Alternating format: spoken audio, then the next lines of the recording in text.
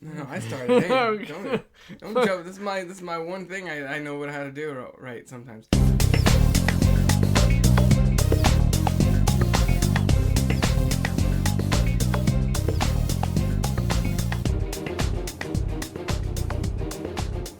Welcome to the Cricket Table Podcast. This is Rob.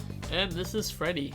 And we've been gone for a while again. I feel like this happens like every other episode. It's like we're good. A couple episodes in a month, then 2 months go by. And we're like, hey, we're back. We're still alive. Don't worry. Life happens, and we eventually be like, oh yeah, a podcast. What about that? So here we are again to discuss basically... I don't know. This is going to be sort of another catch-up episode. Just what we've been watching.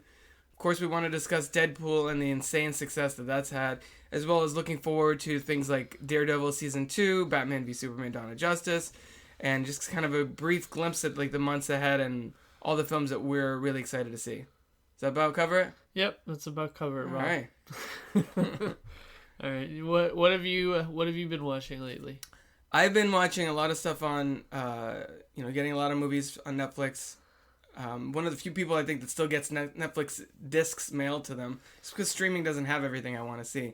And trying to catch up with some of the movies last year that I haven't seen. I saw one of my favorites probably was a movie called Love and Mercy that has John Cusack, Elizabeth Banks, Paul Giamatti, Paul Dano, and that was about Brian Wilson, who's one of the founders of the Beach Boys early on, and he helped write like Good Vibrations and Wouldn't It Be Nice, and is that who John Cusack plays? Yeah, and God Only Knows, things like that. Actually, Paul Dano and John Cusack both play Brian Wilson in the 60s and in the 80s, and they sort of cuts back and forth. Okay. And it's an interesting story because, I mean, of course I've heard Brian Wilson's name forever, but I didn't really know, his life story really, and everything that he's dealt with. He had a history of mental illness and, of course, drug abuse and that kind of thing. I say, of course, because he's a musician that worked in the 60s, and that kind of goes with the territory. Okay. But at a certain point in the 80s, he was under the supervision, under 24-hour care by this doctor who was basically over-medicating him and, like, sort of manipulating him and, like, kind of taking over his life to a certain extent.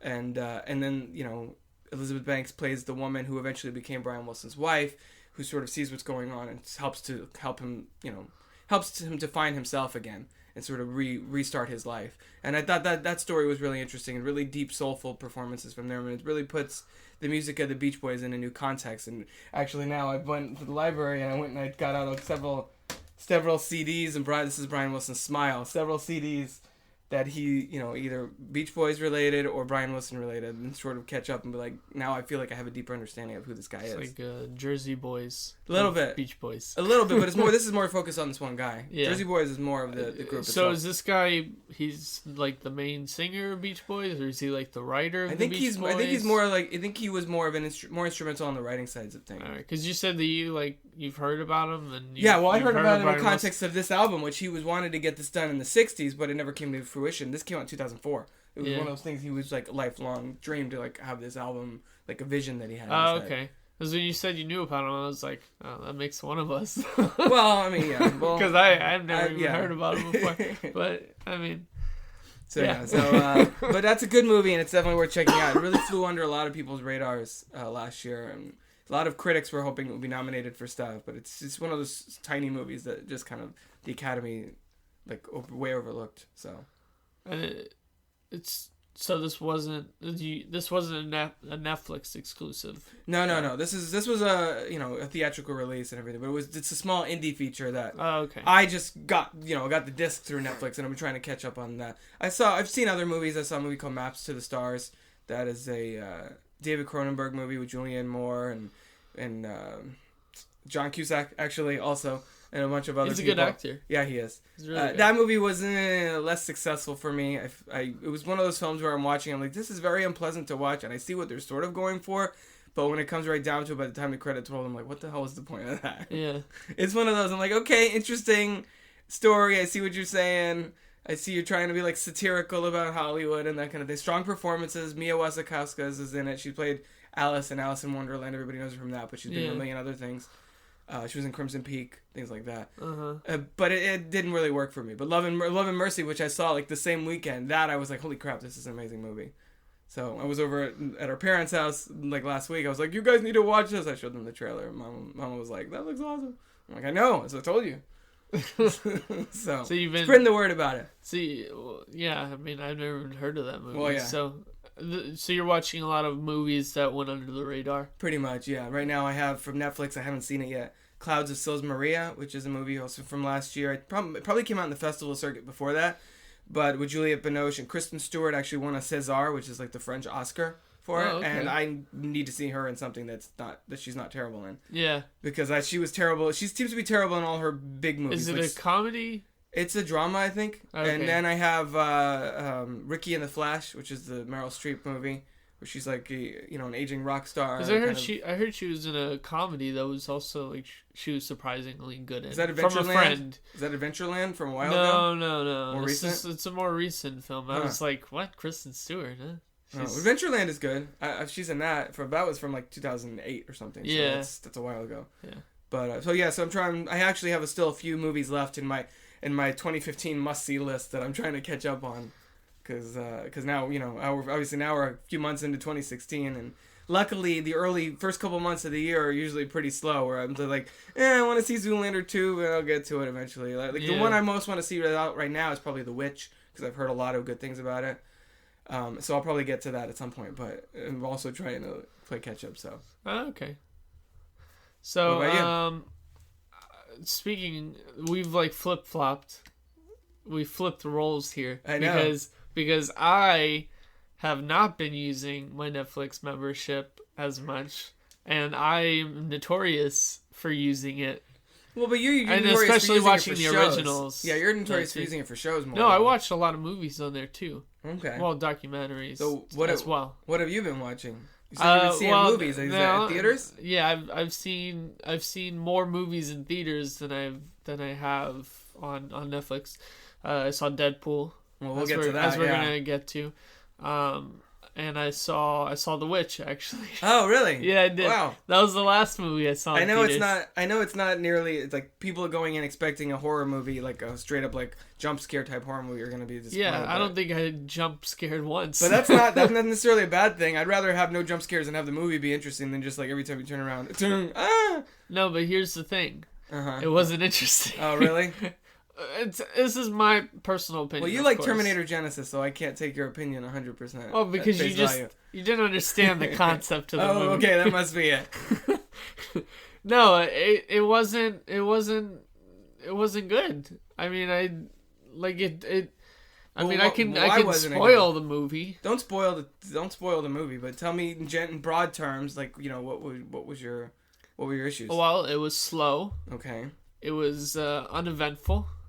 Okay. Without going into spoilers, wasn't scary at all. I mean, you can have a good, well put together movie and still have it be scary. Mm-hmm. And there was maybe like one part that you were like, ow, like that, but it was more like like that hurts instead of like a whoa, holy shit, like scary. There were a couple parts. There's one like in the very beginning when you first see the witch. You don't see her face, but you see her naked body. Hey, probably not. No, it's like that scene in The Shining with that lady in the bathtub. It's like a heavier woman. Oh, okay, that's not like a hey. It's more like a ill. Okay, so it's not like The Shining lady in the bathtub. You've seen The Shining, right? Yeah. Yeah, you know what I'm talking about, the old lady that she's like all hot, and then he turns around and she's like, oh, corpsey. And you're like, yeah! Run, Jack, run! So not like that. It's just like, it's more like Kathy Bates in About Schmidt type moment. Yeah. Okay. Yeah, pretty much. So there's one of those moments, and that you go, like that. It's something that she does, and then there's another moment. It's like a breastfeeding moment. Okay. But it's not. But not sexy. Or like. It's not what you think it is. Okay. I'll put it to that for people that haven't seen the movie and you. So not recommended for you.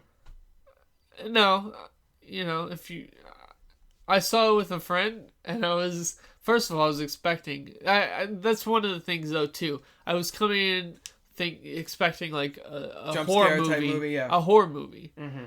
It was nowhere near a horror movie. It's more like I didn't even know what the fuck was going on. It's more like a period set drama with horror elements, sort of. Would you say? Okay. Yeah, but here's the thing: the stuff that happened didn't make sense. Mm-hmm. Not much happened. It's a bad combination. Yeah. You could put accents on things, because they all had. It sounded like they're Irish. They sounded like they had like an Irish brogue. But it's like that old English type speaking. Of like, where art thou? Where have thou But it was heavy. It was heavy. There were like sometimes like I wouldn't hear like a word, because it was like so. Especially there's this one boy, I believe his name was Caleb. He had like the heaviest accent out of all, and that's why I was like it's Irish. It sounded like Irish because it was so heavy. I mean, it might have been Old English, but it wasn't like regular like English. Right. It was like okay. Yeah. It was but I mean Old English as in the phrasing, as in it's like thee and thine and thy. It's and like her mother. Yeah. Please but then the accent on top of it. Yeah, the accent on top of it, and they. So I don't know. Maybe they mumbled words a little bit too, so it was like hard. Tom Hardy style. Yeah, so it was hard to like really understand like what they were trying to say. Like I didn't even understand like you have to pay attention to the very beginning of the movie. Mm-hmm. I might have not been paying attention as well in the beginning of the movie, but I didn't even know why they were banished out of the town to begin with. Oh wow! The whole thing is that they're banished out of the town, and then they're accused of witchcraft or something, right? More or less. I thought maybe that was it because the movie's called The Witch. So I was like, okay, somebody's a witch. They're like, get out of here. Are they all witches? Is she just a witch? But then they're all like, we're not witches. Were you not paying attention? Wait. Okay, so you weren't paying attention. No, I thought they were all witches. I thought that was why they were banned out of the place. Did you get inside the movie before it started? Yeah, I did. Okay, it sounds like you walked in halfway. You're like, yeah, I watched what the hell? I watched the Are they witches? What's going on? I might as well have walked in halfway. I was just as clueless as coming into the beginning of the movie. No, I was like, okay, they're being banished for witchcraft. Like, okay, that makes sense. Right. But then time goes by and I was like, wait a minute. None of them are witches. They're all accusing this one person of being a witch. They're all like super religious. They're not witches. You know what I mean? Yeah. So there was just so much like confusion and mystery in the beginning. Maybe somewhere around the same confusion and mystery you had with the Terminator Genesis. I don't know if that was confusion or mystery and just bad screenwriting, but I think you were just confused with the whole time travel thing. Because if you go online, you'll find I was the only person that didn't like that movie. That's right. My bad. I'm sure if you go down a dark hole in Reddit, you'll find something. Oh, I don't go down anything in Reddit. You go down all over Reddit. Now it just sounds awkward.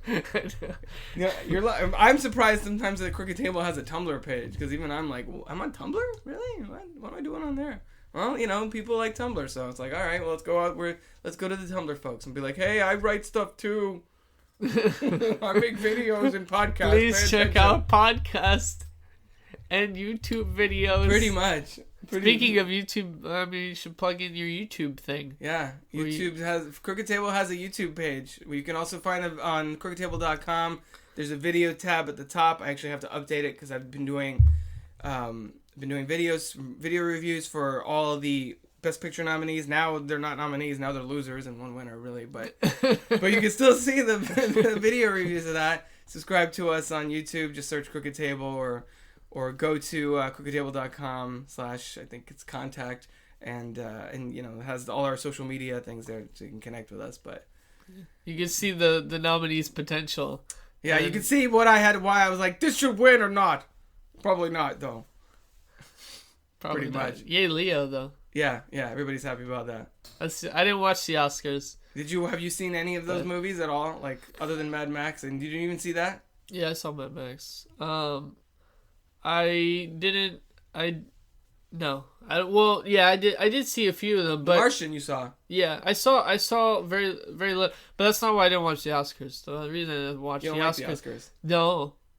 Oh, okay. No, because as Nathan Lane put it on a Jimmy Fallon interview, it was the Caucasian Awards. I mean, it was. That's why you didn't watch it? Yeah. Oh. That was the main reason why I didn't watch it. Well, you missed Chris Rock talk about it for 4 hours, basically, because it seems like I know. all his content was about that. I figured. I was like, when I saw that he hosted, I was like, okay, they don't do one black actor as a nominee, but they hire a black comedian as the host for it.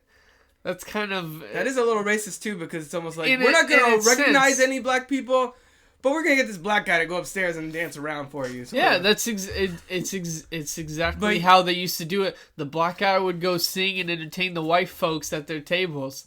That's exactly how it was. And But you know, Chris Rock is smarter and more empowering than that. He's going to take that position and turn it into what he wants it to be. Well, I'm glad that he did do that because otherwise it would have looked really, really bad. Even worse if he didn't, Did you see? Well, and the thing is too that nobody's really talking about with the whole. Since now we're talking about the Oscars, with the whole diversity thing, is it not only is it 20 white people and no black people. That means it's no black people. It's no Hispanics. Yeah. It's no Asians. It's no. Muslim I would say Native people. Americans, but there aren't very many of them in Hollywood already. So it's like, who are you going to recognize? The one guy that's in it. That's a problem with Hollywood, not necessarily with the Oscars. Yeah. Same thing with the Asians and Hispanics. Actually, it's really more of a systemic issue within Hollywood, not necessarily the Oscars. If you have like 3 worthwhile black actors in performances, and then like 35 worthwhile white actors, no wonder the black people aren't getting noticed. I saw Race, and I think that guy was good. Yeah, he was amazing in that movie. Yeah, I've heard good things about that too. And there were several other cases where I was like, really, they didn't nominate them. Well, have you seen Creed? No, but I've seen. It's on Blu-ray now today, so. No, but I've seen clips and stuff of the movie, and any one of them, you could pick any one of them, and they would probably be better.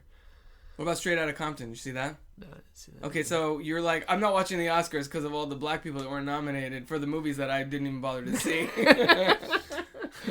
You see how your story is full of holes. No, but I think... I think, though, that they should at least be given... If it's mainly based on this race movie that I saw. Well, I mean, that wouldn't even qualified anyway. That came out like a week before the Oscars. That period was already done for nominations and stuff. And I'm sure they made it for a reason, that period. They're like, oh, we don't want this movie to come out. Nothing that comes out starting in February, Black History Month. Yeah. That just doesn't count. We'll skip it. It just doesn't count. Once this race movie comes out and we don't nominate him, it's going to be bad news for us. Is that the King of Hollywood? You're there? No, we can't have any of this. In my mind, this white supremacist is sitting behind a desk smoking a cigar, Yes.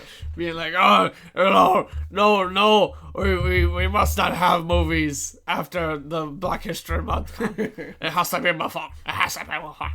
Well, Creed is to me probably like the big one that I was like, okay, that should have been nominated first. Creed no, and Concussion too. I didn't see that, and I've heard mixed things on the movie and even his performance a little bit. Oh, really? Yeah. He said a funny thing. Chris Rock said he actually threw a little bit of a jab at Jada Pinkett Smith. He's like, oh, all this stuff about Jada Pinkett Smith, like boycotting. And it's like me being boycotted from Rihanna's pants. It's like, I wasn't invited. I'm like, nice. That was pretty slick. And of course he came out and like, welcome to the Oscars. We call it the White People's Choice Awards. Like, you should read some of the highlights for what he did, or see if you can watch any of it on YouTube. Like the monologue, like everything. There was monologues, there were sketches. There was a thing about Black History Month, and it's like the star of Shark Tale and Enemy of the State and blah blah blah blah, and it ended up being Jack Black. instead of Will Smith because it's Black History Month. It was Angela Bassett talking about it. It's funny. It was funny. There were all the little sketches and everything was about the diversity thing. So at least they made the whole show about, hey, we fucked up with this and we're working on it. So let's. Yeah. So that's it was very. Even Kai was saying last night. She was. Did the Oscars just get a sense of humor? I was like, I think so. They're actually trying to make the show entertaining instead. Like, here's the award for best cinematography. And because I read it that the ratings were at a 8-year low. I know. I heard that. I wonder if that has to do with none of the black people were watching it. Because no ethnic people. Yeah. Were maybe nominated. Maybe. You call me a hypocrite. Well, most of the nominees too were movies that everybody's Spotlight. What the fuck is that? There was even a part where Chris Rock went to a movie theater in Compton, and he was asking people "What's your favorite movie this year?" And they're like, "Oh, Straight Outta Compton." And they're like, "Did you see Spotlight?" And they're like, "What's that?" I think you're making some of these movies up. We're just spies. They're like, it's with Steven Spielberg, and oh, I've heard of him, and things like that, and yeah, so a lot of the movies Spotlight and some of these other ones, they made, I don't know, 20, 30 million. They're not the most widely seen movies. So a lot of even casual viewers might have looked at the nominees and be like, I don't even know what the hell these are. Yeah. I'm good. I think one of the highest rated ones ever was the year Titanic was up, because everybody on the planet saw Titanic twice. Yeah. So it might be a matter of that to a certain extent. So you heard it here. Yeah. Don't see The Witch. Don't see The Witch, but the Oscars were good, and you can watch what I had to say on YouTube about the Best Picture. About the losers. I was very basically. Well, I had to my credit, I did put them in the ranking of what I thought deserved to win the Oscar for Best Picture, and I picked Spotlight number 1, and that's what won. So in your face, America. Yeah, in case you doubted him. That's right. He got the Best Picture right. I did. He may have got the other ones wrong, but we're not going to look at that. Well, the Best Picture was right. Wrong or right. Have you seen Ex Machina, right? Yeah. Okay, that won Best Visual Effects over Star Wars and Mad Max and The Revenant. I was like, wow, really? I heard Mad Max blew them away though. Mm-hmm. They got 6. Yeah. Best costume design, makeup, and sound stuff, and all that good stuff. So. I mean, it was a good movie. On a technical level, it deserved all that stuff. Yeah, I was hoping it would hoping it would get director, because Alejandro Inarritu got it last year for Birdman, but he got it again for The Revenant. So that was a little bit of a disappointment. But and Sylvester Stallone didn't get it for Creed. It was the guy from Bridge of Spies, Mark Rylance, who I like him too. That would have been nice if Sylvester Stallone. Yeah, exactly. That would have been nice for him. Because he's never gonna get an Oscar nomination again. You're lucky he got this one. No. So it's good just to be nominated. That's what they say. That's what the losers say. Sort of. That's what I was gonna say. That's what the losers say. And then that's what Leo's been saying for 10 years. Sort of. He's like, I appreciate recognition. Frank Stallone, Sly's brother, he was pissed off. He was like, oh, this is Hollywood bullshit. Mark who? Things like that. He was tweeting. Really? And then still Schwarzenegger put a video, I guess he was watching the Oscars, and he recorded a video, and he's just like, I don't care what they say, to me, you're the best, or whatever. I was like, aw, that's so cute. Yeah, because they're best buds. But they used to be they used to butt heads and be competitive with each other back in the day. I mean, they might still be competitive, but in a fun way now. Yeah, well, at least they're now friends. Because they've been co-owners for Planet Hollywood since the 90s with Bruce Willis and Demi Moore at the time. I don't know if they're all still co-owners or all of them sold them somewhere else, but they've been, and then of course now with the Expendables movies. Yeah. So yeah. That's really good. I thought that was kind of cool. Being a fan of both of those guys, I was like, that's neat. That's nice to hear. Are you gonna going back to The Witch? Are you gonna go see it? I don't know. Maybe. I mean, I have Movie Pass, so it doesn't really cost me any more money than it would normally just to have Movie Pass. Yeah. I recently, actually, Kai and I saw How to Be Single over the weekend. Don't be afraid to walk out, though. No, I don't walk out of things. I'll sit there and try and stay awake. But go see Deadpool again. Or Star Wars one more time before it comes on Blu-ray. Yeah. Nah, just go see Deadpool again. I know. I might see Deadpool again. Anyway. Speaking of Deadpool. It's a good transition. What'd you think? I thought it was great. How many stars out of 5? 5. I had a feeling. Just because it was right it followed the comic books about like how wait. How many of Deadpool comics have you ever read?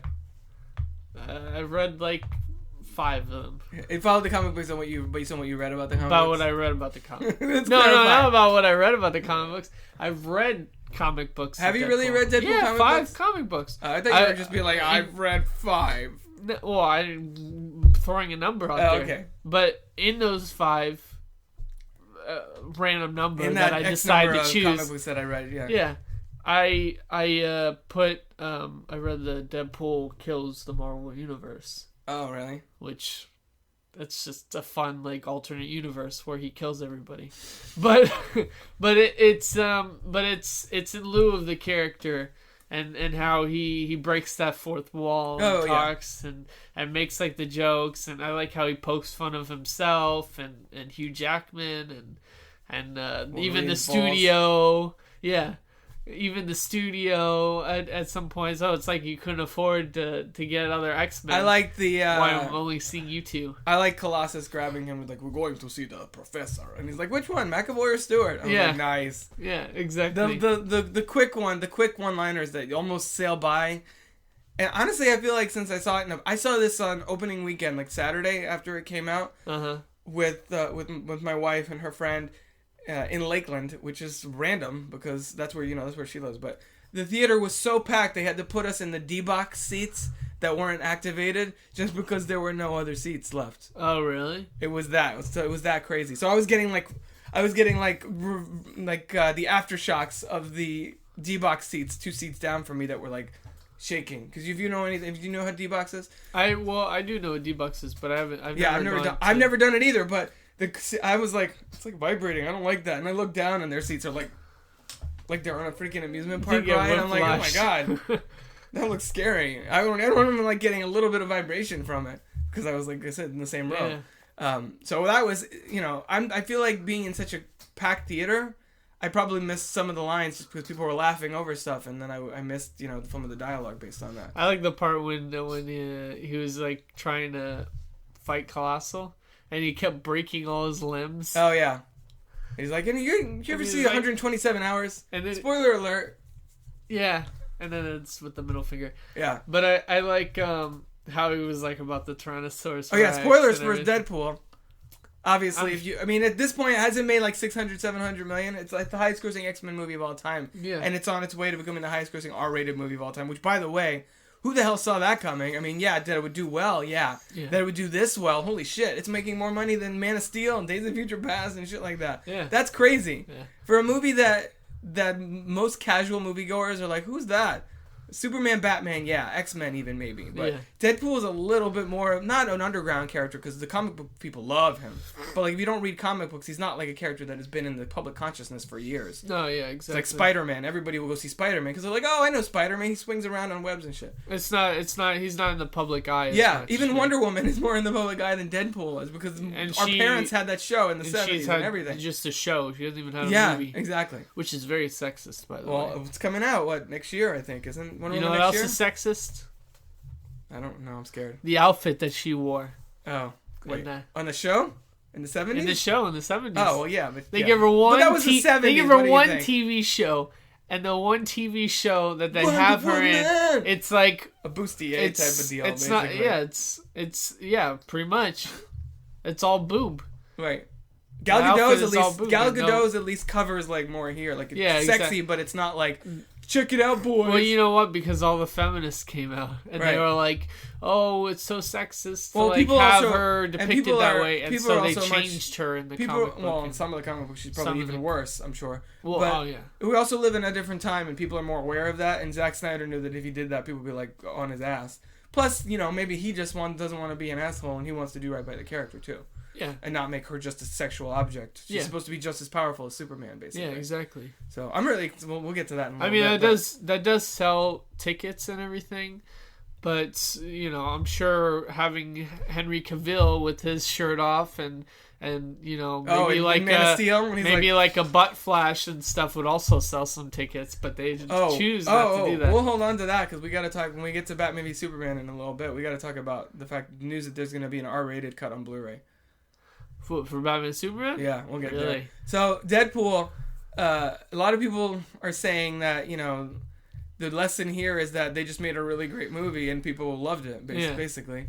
And, a lot of people are worried that that now because Deadpool did so well, that people are just going to be like, R-rated everything. I want to see R-rated Spider-Man. I love R-rated movies. Yeah, but it has to befit the character. Like, you can't do, like, R-rated Ninja Turtles or something. You know what I mean? I would love to see an R-rated Ninja Turtles. Well, yeah, but... It would make it... It has to fit the character. You can't... No, I know, but it has to fit the character. R-rated Spider-Man wouldn't be appropriate. You could have it be just as violent as an R rating, but then have it done in a certain way that it's not R-rated, that it's not that hardcore. You don't have to show people cutting limbs off and shit. Like, Dark Knight was PG-13, but that really could be R-rated. I like the R-rated Wolverine, though. That one, yeah, because he's a character that makes sense for. Yeah. You can't do, like, an R-rated Superman movie by himself, because that feels weird. It's like, Superman shouldn't really... I mean, he broke a neck in Man of Steel, but that's... For the most part, he really shouldn't be that violent of a character. But Wolverine, that should have been R-rated a long time ago. All the Wolverine movies should have been R-rated. The X-Men movies, Blade, Punisher, those deserve R-rated. I mean, as they did, but Daredevil's in that Batman territory. I like kind of go either way. Yeah, but like he could be PG-13. Batman should be R-rated. Daredevil should be because. Yeah, they're kind of like Spider-Man where they don't... Well, Batman kills people, but... Depends on the version that you go with, yeah. But they don't really... They choose, like, not to kill people. They try not to. They try not to. Yeah, Superman and Batman try not to. Punisher's like, I don't fucking care. But Spider-Man, he uses his webs and stuff. Yeah, he doesn't really kill people He doesn't really... It's not as aggressive. As much aggressive and as much of a brute force as Batman and Daredevil. They get like down dirty exactly with the people. As in Spider-Man, a lot of it's like flare and web. Yeah, he just subdues people, knocks them out with his web balls, and then ties them on like gymnastics. Ties them on the street lamp so the cop can come and get them. Basically. Yeah.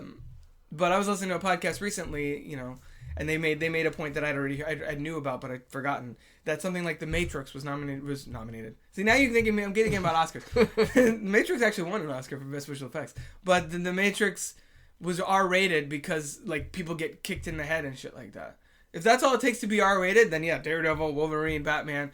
It's, you the ones that are more aggressive and have that darkness to them. Spider-Man doesn't have darkness to him. He's at his core... He's more of a lighthearted, like quippy type character. I mean, those Amazing Spider-Man movies actually probably made him as dark as he really should have gone. Yeah, you know what I thought just now. What I'm thinking, Matrix didn't really deserve an R rating. No, not really. I mean, there's a couple of really bullets to the head and things like that. But yeah, but there's nothing. There's no like brains sprayed everywhere. Well, didn't that also come out right after Columbine? I think that might have happened right after that. Okay. And that was and they had black trench coats on, and they have them in that movie, and they're going through security, and he's like, "Do you have any metallic items you may be carrying?" He pulls that out. Holy shit! And then shooting up a hallway. Maybe that's why. Yeah. Things like that might have been, but also like there's some kicks to the head. Apparently, was a big issue for the MPAA. They have weird random rules, like you can't say fuck more than once, and then without getting an R, which is weird.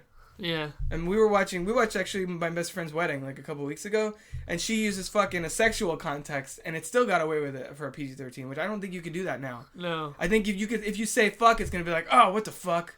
It's not gonna be like, oh yeah, I got fucked really good. You know what I mean? The ratings are probably constantly changing. Yeah. On how tame society is, but now I feel like language like that is just more openly accepted in society, so they're like, okay, we'll let her get away with the sexual fuck, or them saying like pussy and stuff. I actually feel like people are getting more strict about our language in movies. Like if you see back in the day, Spaceballs or movies like that. No. They're like, oh fuck. I'm like, that's PG. Before they even had really PG-13 wasn't much of a thing. They were tame. And then they got really hardcore restricted, and then I feel like maybe they're making the comeback. Oh, maybe. It's like it went over its crest. And now it's starting to go back to tame again. Well, regardless, I think we can all agree Deadpool deserved an R rating for not only language, sexual content, violence, and all that. Which is not to say it's... If you're going to get an R rating, it should be for violence and not for sex. Like, well, or if it's sex and it's like, and it's like something really sexual, then maybe. Well, yeah. But if it's like, oh my god, a boob popped out, R rating. I'm like, really? If we've all seen boobs. We're babies. Most of us were on boobs, like, for nourishment.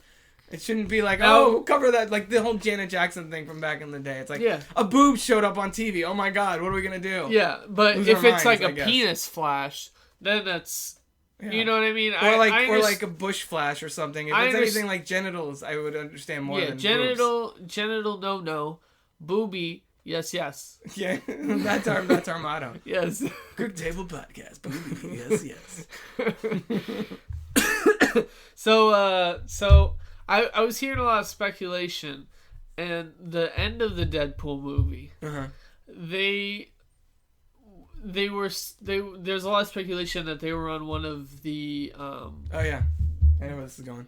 What? Did you finish? The helicarrier? The helicarrier, yeah. I want to see if you knew what I was talking about. Yeah. So they were on one of the helicarriers before the Captain America Winter Soldier happened. They didn't establish what the timeline is, but I did hear. I listened to a podcast with the screenwriters of Deadpool, and they confirmed, that was supposed to be a helicarrier. Yeah. But they changed it enough so that they don't get, because it's a different studio. Deadpool is Fox, you know. Yeah. And Marvel Studios is their own thing, and they don't really get along yet. I mean, we'll see if maybe they can get to the point where Marvel's now working with Sony to put Spider-Man in there. Maybe we can get there at some point. That would be nice. But they had changed it enough so that it doesn't look like the one from the Marvel movies, so that they don't get in trouble and shit. Yeah, so they can like maybe put Deadpool in one of like the regular Marvel movies. I would like it if they. I think Ryan Reynolds did that on purpose, and the directors just so they like have their shoe in the door, like let's just. We're in the same world, sort of. They like creep in, like please let us in. Well, I mean, I think if we could at least, there's no way. The chances of everybody from X-Men appearing in an Avengers movie is probably pretty slim, just because that's a lot of characters, and the Marvel Cinematic Universe is already like holy crap to the point where I don't even know how they're gonna deal with everybody in Infinity War. But I mean, if we could at least try and get Wolverine over there, if nothing else, if you could have Captain America, Iron Man, Thor, Hulk, Spider-Man, and Wolverine all in one movie, that would be cool. But Hugh Jackman's like on his way out, and they're gonna recast at some point, because let's face it, Wolverine is not a character they're gonna be like, all right, so we're done with Wolverine. I'm like, yeah, you're not. No, you're never. Wolverine, that's like being like, okay, yeah, Spider-Man's not around anymore. Like, no, Spider-Man, Batman, Superman, Wolverine, and probably now Iron Man and them are always gonna be around in some form. Speaking of Wolverine, didn't Hugh Jackman have like a cancer scare or something? He's had skin cancer a few times. Yeah. But he's getting treated for it. Like, he used to put that suntan lotion on. Well, I mean, it's on you. If you have that, you have that. It's not. I mean, no, but that was one of the recommendations he made. Yeah. Was that put your sunscreen on. Well, he's also Australian, so he probably grew up like a lot in that Australian sun. He's probably used to like not putting sun lotion on. And well, I mean, it's also not a thing like, oh, I went out last week and now I have skin cancer. It's like, no, it's like in your body from long times and develops over years. Yeah, a lot of times too. So that's good though. I hope he stays with it though. I hope he doesn't like quit the Wolverine role. Well, I mean, we'll see. This upcoming Wolverine movie that's now apparently was announced that they're shooting for an R rating, and they're saying that was the plan for a long time. And it might have been, but maybe they were like, we don't want to say anything. But then when Deadpool did well, they're like, oh, yeah, our rating, fuck yeah. Yeah. Let's do it. Yeah, some limbs get cut off. Now they have more confidence in it because of that. I like to think that's the case. I'm more skeptical on the Batman-Superman thing. But maybe that'll be the last standalone Wolverine movie, and maybe he can just come back for ensemble movies, for like a Deadpool. Like, everybody's saying, we really want to see him in a movie with Deadpool, because can you imagine Ryan Reynolds and Hugh Jackman, the two of those like talking shit the whole movie, like almost like a buddy movie type in a way?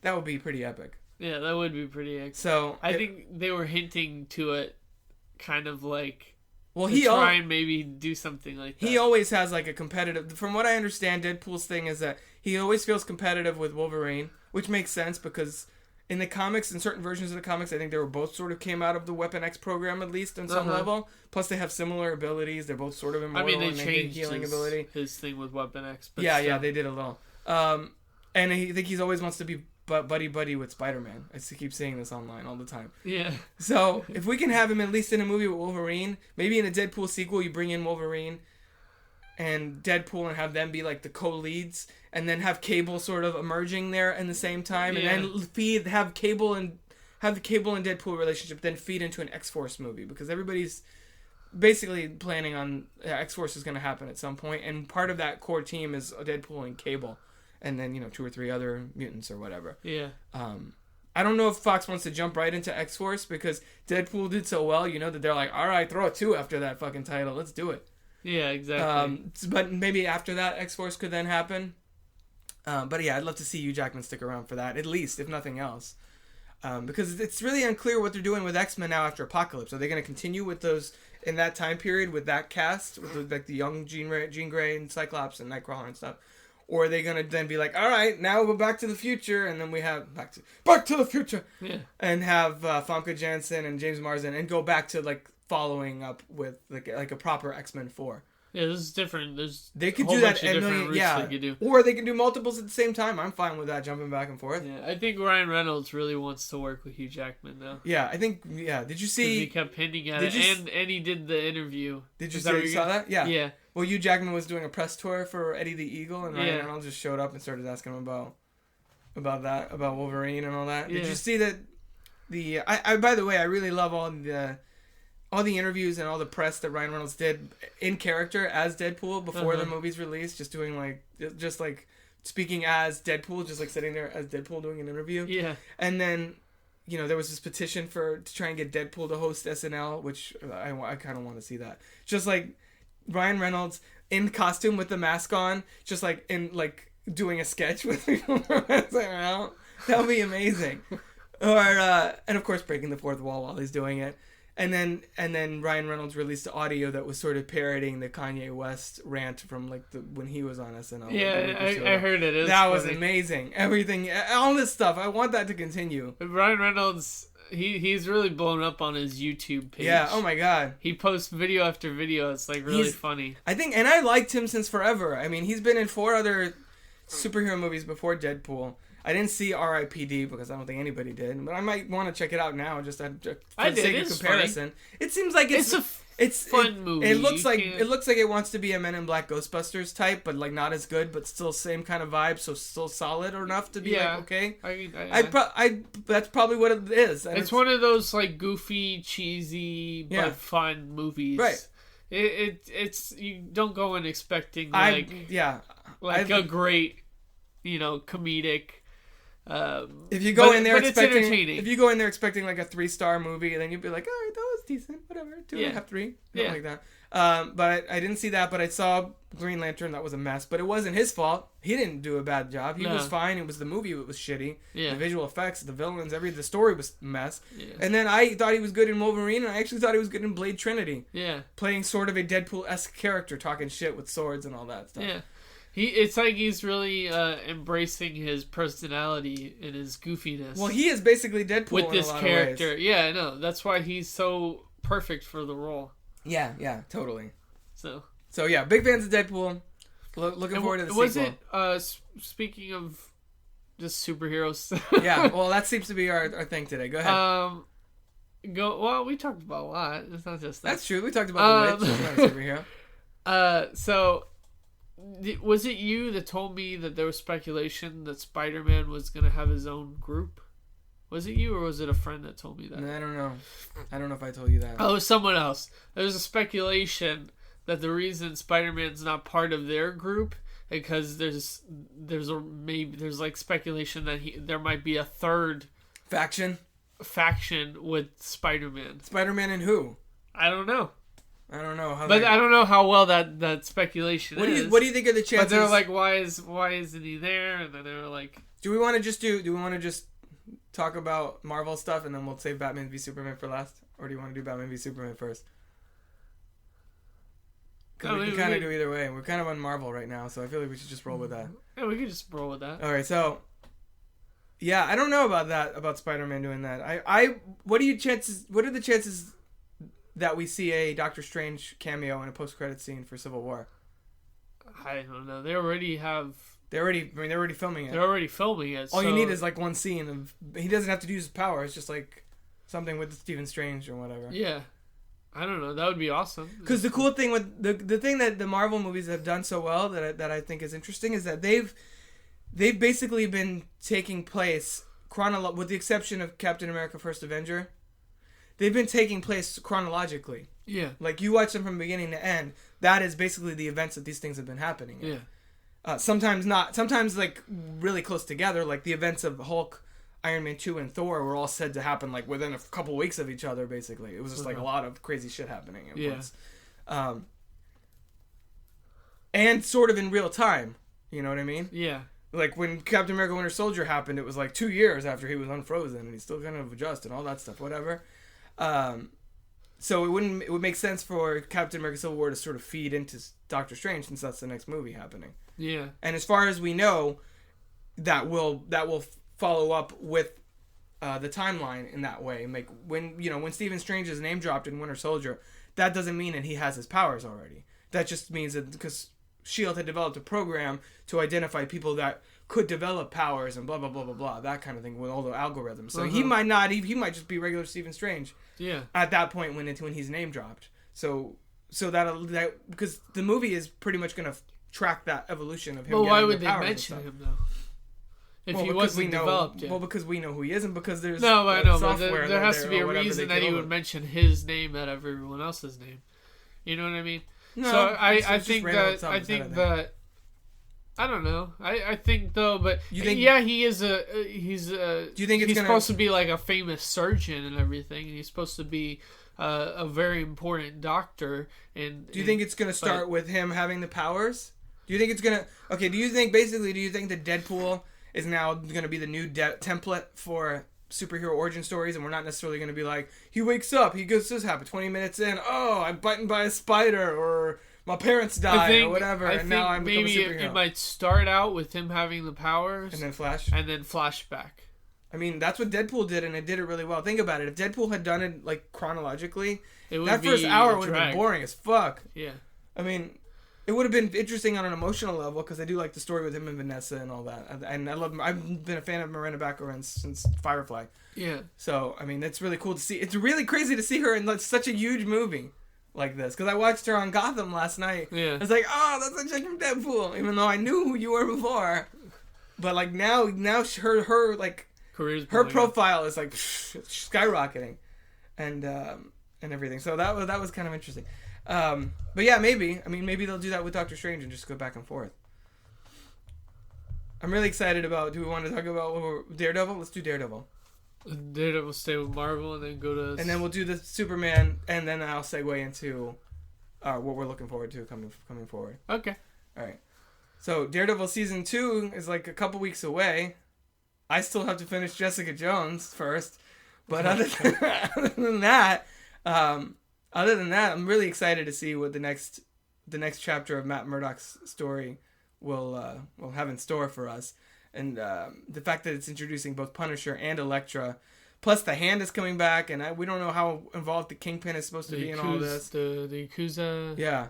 How do you feel about? Do you think the Daredevil season 2, now that we've seen both halves of the new trailer, do you think it's taking on too much? Do you think that the show will find a way to balance all of that just right? I think it'll find a way to balance all of it just right, because it's not like they're all necessarily different storylines. Right. I think they're all the same storyline with just different.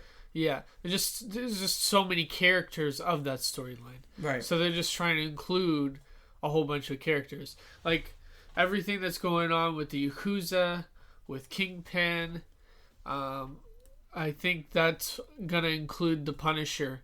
You know, like I was telling you before we recorded, I was thinking that maybe the people that maybe killed the Punisher's family, maybe the Kingpin had something to do with that. So maybe he's looking to try and get rid of some of the Yakuza or get rid of some, and maybe to go after the Kingpin as well.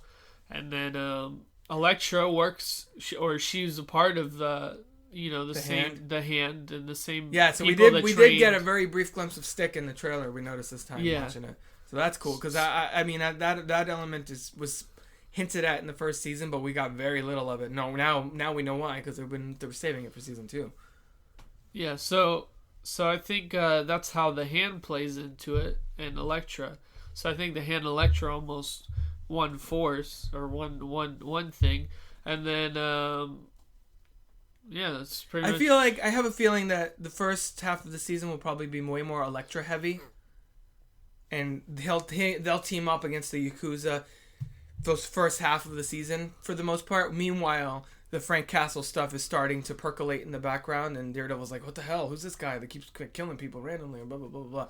And then the Punisher Daredevil stuff will really come to the focus in the last few episodes. I feel like that's when it's really going to... Because in the end of the first trailer, that seems like an end battle. That seems like the last couple episodes, yeah, for sure.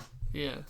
That's where it's really building towards. They're initially sort of unofficially building this as Daredevil versus Punisher this season in a lot of ways.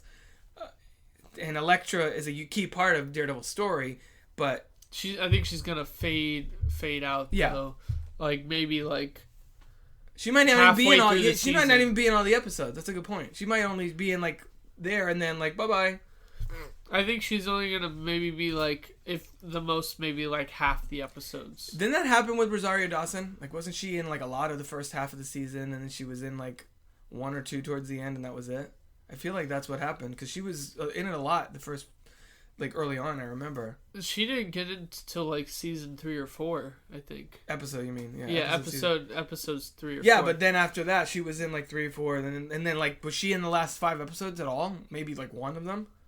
Not very much. Very little. Yeah, that's what I'm... So maybe it'll be like that with Elektra. And she's in this season too, but I have a feeling she'll be in it even less than last time. Because she only had like a brief part. It'll probably be just as much as... I know she appears in one episode of Jessica Jones. In like one episode of that.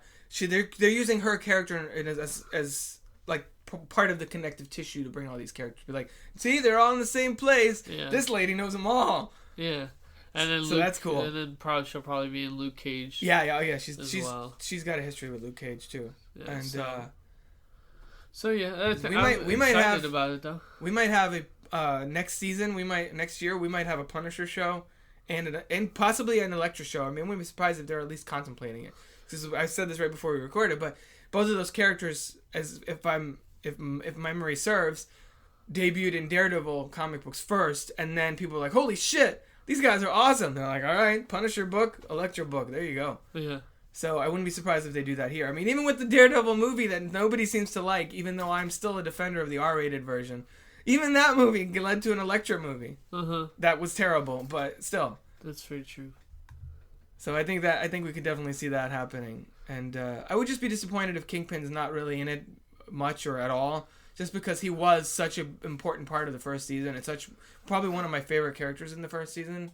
Because he brought... Vincent D'Onofrio brings such gravitas and such like charisma to that character that to have him be like, pushed over so that we could have other people. It would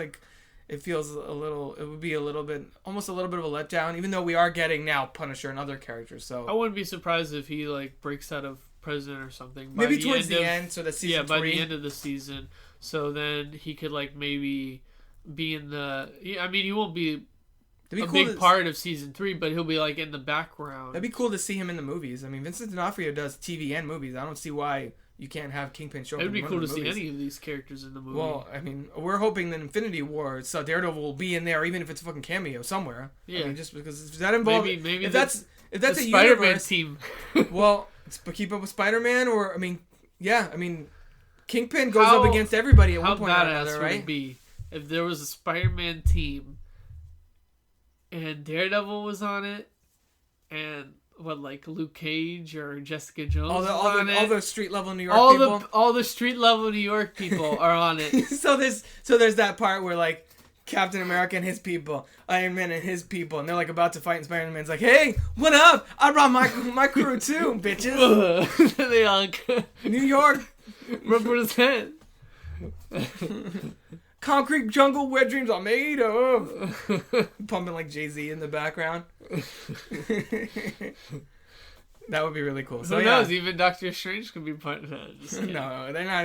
They went. Captain Marvel. We have to get to that. There's a lot of interesting stuff happening.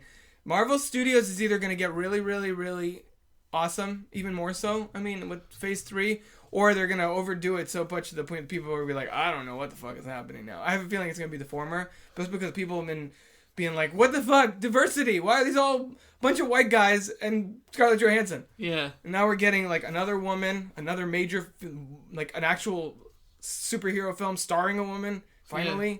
An actual superhero film starring a black guy. Yeah. Instead of like Falcon and War Machine, be like, oh, I see how it is. We're just in sidekicks, basically. It's sort of.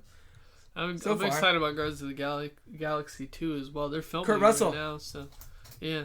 Who is he playing though? I heard he was gonna be in it. Star-Lord's dad, everybody thinks. Oh, okay. Yeah. We don't know what character that is exactly yet, but we'll see. All right. So transitioning over. What? Jumping over to the other fence. Yeah. You go Batman, Superman. Oh, Batman, Superman. Okay. What were you gonna do? I was gonna go 5 movies. Yeah, Batman, Superman is gonna be one of them. So anyway, Batman, Superman. They're doing an R-rated cut of the Blu-ray. Nobody knows exactly what's going to be different, but violence, it sounds like, is what it's going to be different. Probably, so, on Batman's front. More Batman punching people in the head, kicking people in the head, I guess, and things like that. He'll be able to kick people in the head. Well, if it's anything like that R-rated cut of the Wolverine, I thought that was a big improvement. Because it actually had blood in it, and there were some more graphic scenes in there. I was like, yes, that's what Wolverine is. Wolverine's not Cyclops. He's not going to be like, I'll scratch you and then I'll run away. Like, he's not a he's kitty. Like a cat. He's not a cat. He's not a kitty cat. He's going to fucking cut a person up. Yeah. I mean, even in X-Men 2, you have that part where that guy invades the mansion and he's like, ah! And he's like stabbed him through the chest with 6 knives, basically. We need more of that. More of that shit in Wolverine, because that's how he does.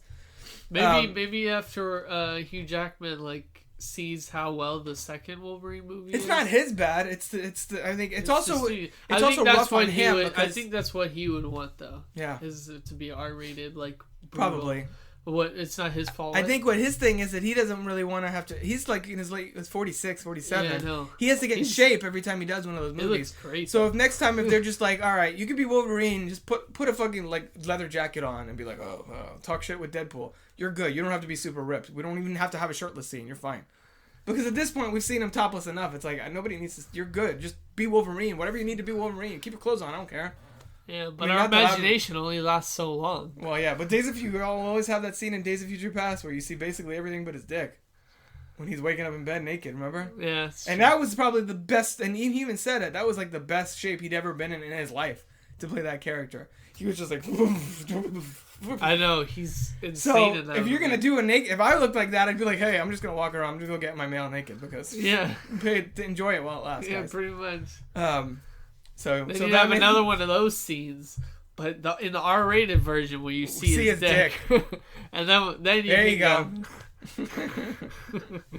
Then I think all the women across the world and the gay guys across the world will be satisfied. That's right. All right, so what about Batman Superman? Batman Superman. Are we excited? A couple weeks away. Are we excited? Do we think it's going to be good? Are we worried about the Doomsday thing coming into play there? Did you see the most recent trailer? Where Batman's fucking people up? Yeah. Okay. I love the fight scene in the beginning. Oh, man, more of that. I didn't even give a shit about... You've never seen Batman like that. That's what everybody said. As soon as I saw that, I was like, another trailer? All right, we'll see. Let me see. Because the one before that was the one where they gave away everything.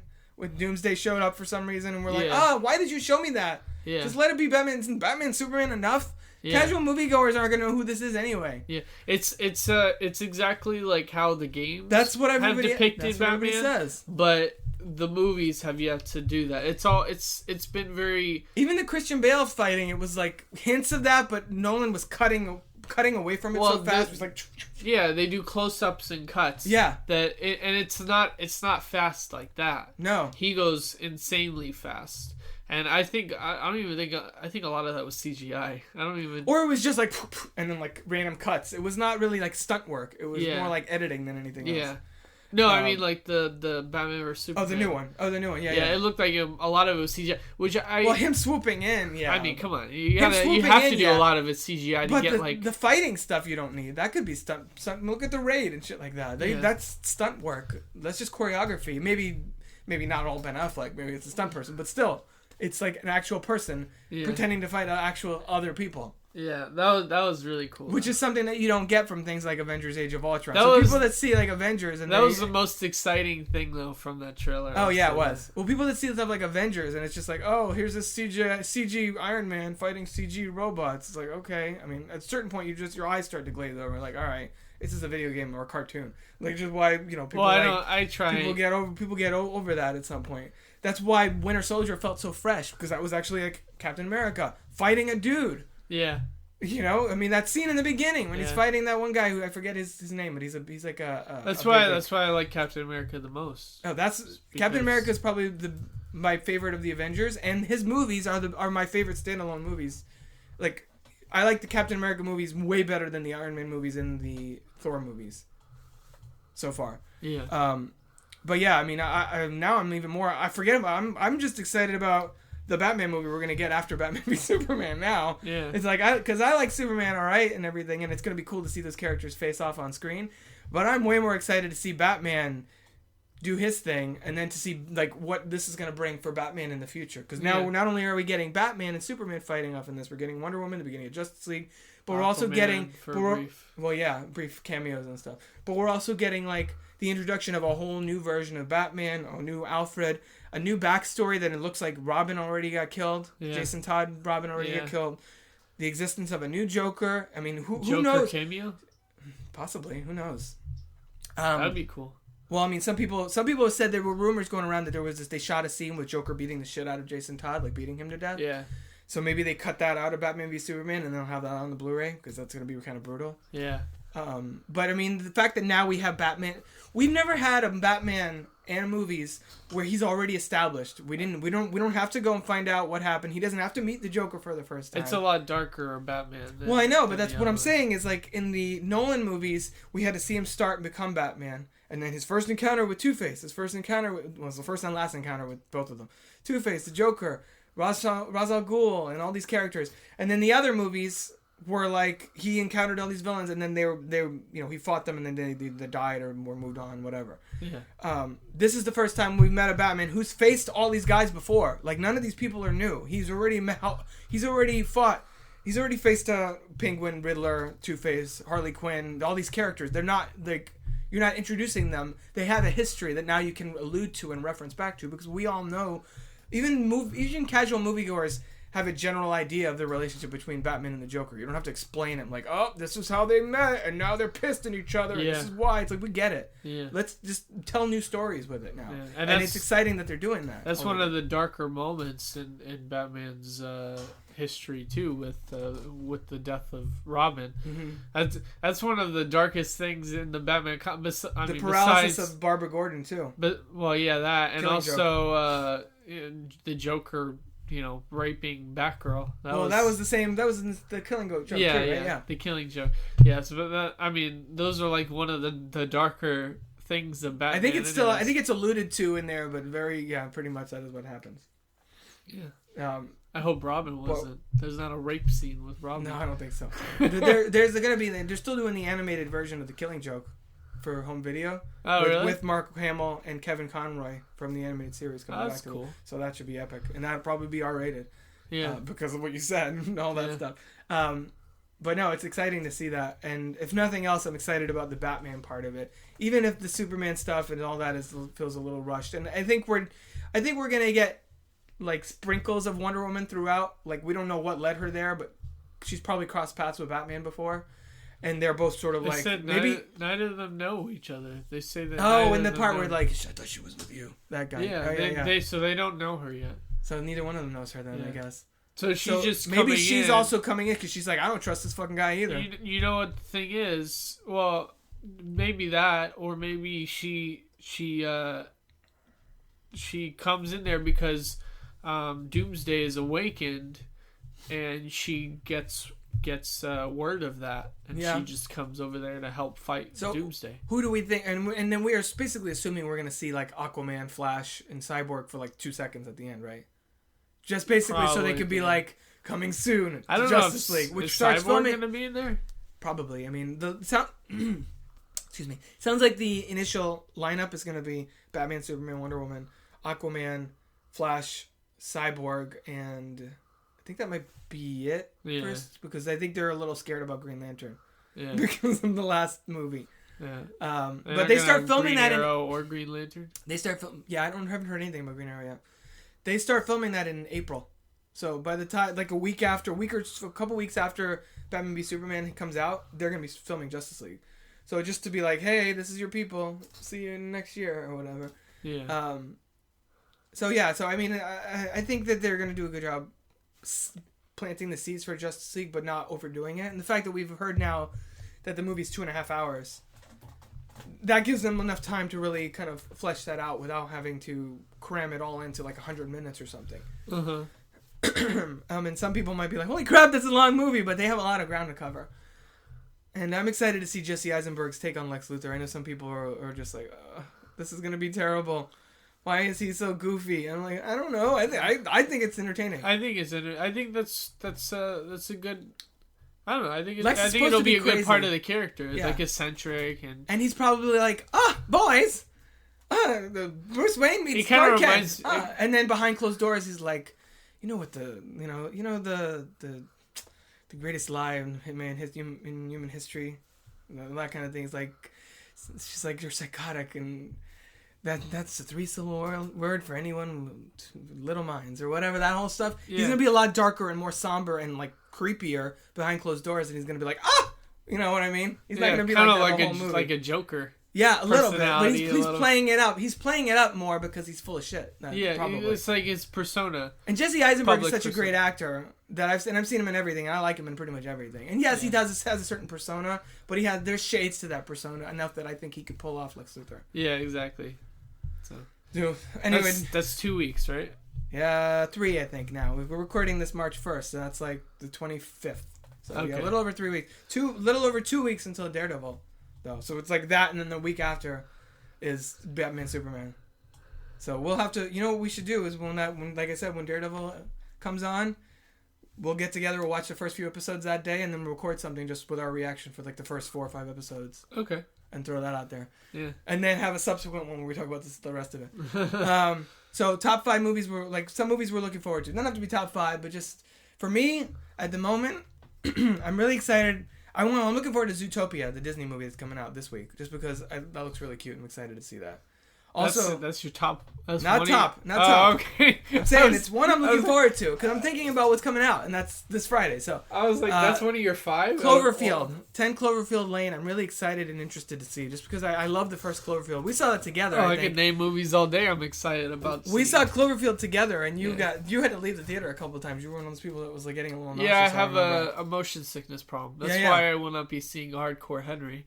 Oh yeah, that looks interesting. I haven't seen a trailer. That's even worse than Cloverfield. I don't know. I haven't seen a trailer for that. I've seen it like 3 times. You know what pisses me off? In theaters. I had that idea like a million years ago because I used to like play with my camera on my phone, whatever. I'm like, oh, I wish I could tell the whole story first person. Now somebody did it. I'm like, fuck, too late now. It's been done. Yeah. It's a great idea. It's a great idea, and I appreciate like some of the action scenes. You might be able to watch it on. They look on TV. Once it comes on video, you could probably watch it and be okay. I don't know. I don't. On a big screen, I don't think the size of the screen matters so much. Well, I mean, I think it's less immersive. It's the motion that really gets me. Maybe. But even the first time I saw the trailer, just the trailer, That's a 2 minute, 2 minutes trailer, of like the 2-hour movie. Yeah, it was like starting to like hurt my eyes a little bit. That's not good. But after the second and third time, I was better, but still, but it looks like a really good movie, especially with the action sequences. Well, maybe when it comes on Blu-ray or something, or Netflix, I'll try it. Watch it in like 10-15 minute chunks, and then take a break, go to the bathroom, get a drink of water, get some food, and then come back and be like, all right, part 2, let's do it. Because I don't, to try and minimize that. Like I don't think the good thing. Well, I mean, if you have motion sickness thing, I mean, some people, I'll take a motion sickness. People that are epileptic, they can't even take they can't take like flashing and stuff like that. So I mean, they have issues too. Not they have issues. That sounds really insensitive. You know what I mean? Yeah. They have a condition that they need to be aware of. So I mean, it's like that. Yeah. But the good thing is that the new Cloverfield movie doesn't look like it's found footage at all, so you might be fine to go see that without any problem. I don't know what that's about, but nobody knows what it's about. The fact that I was telling my wife this the other day because they saw the trailer when because like I said, we saw How to Be Single over the weekend, and we saw the trailer for Cloverfield up front, and I was like telling her, I'm like, the fact that they made this movie, which is not even just like a random movie, it's attached to what was successful. 2008 or whatever. Yeah. And what people have been saying since 2008, when are we going to get a sequel or a follow-up of some kind, spin-off, something with this? The fact that they got that together with Mary Elizabeth Winstead and John Goodman, who are two fairly well-known actors. Yeah. It's not like you pick two people off the street and like, come on, we're going to make a movie. Yeah. And that they made this at least moderate. It looks like it's probably moderate budgeted, but still, even the first Cloverfield was. It looks very low budget. That's fine with me. So was Deadpool was 50-something million compared to 230 whatever. I would not guess that. I would guess so much more. I know. But they do a good job of spreading it out throughout. Yeah. The fact that they put this movie together with this cast and not only got it together and started filmed it, finished it, cut together a trailer and put a trailer out. Be like, what now? What you gonna do? Where the whole world was like, whoa, I didn't even know this was happening. Yeah. Usually if that happens, it's like, boom. It's like, usually the most we get now is a surprise announcement online of, boom, this is happening. This movie's been announced. And you're like, what? That's awesome. This wasn't even announced. It's just like, yep, there's a trailer. Oh, and by the way, it's happening. Yeah. In 2 months coming out. 2 months later after the trailer was announced. Yeah, no one's gonna know anything about it. That's craziness. That's crazy. Yeah, I don't know, but they might be putting themselves in a hole there. You don't think awareness is gonna be on it? Well, you haven't given enough time, first of all. Well, you give enough time for people that are on top of social media and stuff like that. Yeah, that's like true. But I don't know if they're gonna be making as much money because people don't know what the movie's about. But then again, they might make a lot of money just because it's not. I don't know. It's for shock value. Be like, what? Yeah, it might be. If there's a good word of mouth, then you could just get free advertising that way. And if it costs $20 million to make, they'll be fine. Without even promoting it, they'll be fine. People will be like, "What? Cloverfield? I'll see that."